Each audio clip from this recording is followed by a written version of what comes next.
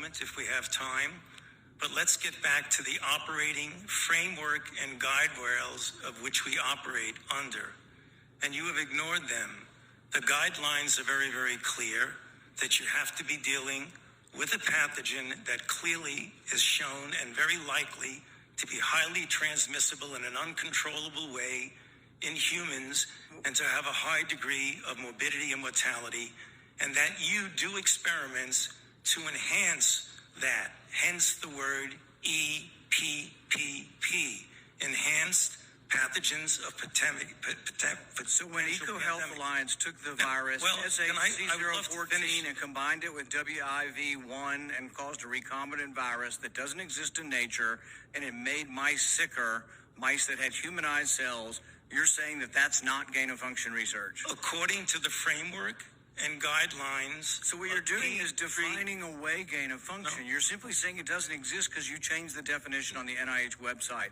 This is terrible, and you're completely trying to escape the idea that we should do something about trying to prevent a pandemic from leaking from a lab. There's the preponderance of evidence now points towards this coming from the lab, and what you've done is change the definition on your website to try to cover your ass, basically. That's what you've done. You've changed the website to try to have a new definition that doesn't include the risky research that's going on. Until you admit that it's risky, we're not going to get anywhere. You have to admit that this research was risky. The NIH has now rebuked them. Your own agency has rebuked them. But the thing is you're still unwilling to admit that they gained in function when they say they became sicker. They gained in lethality. It's a new virus. That's not gain of function?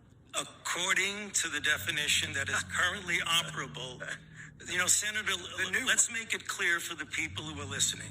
The current definition was done over a 2 to 3 year period by outside bodies, including the NSABB, 2 conferences by the National Academy of Science, Engineering, and Medicine on December 2014, March 2016.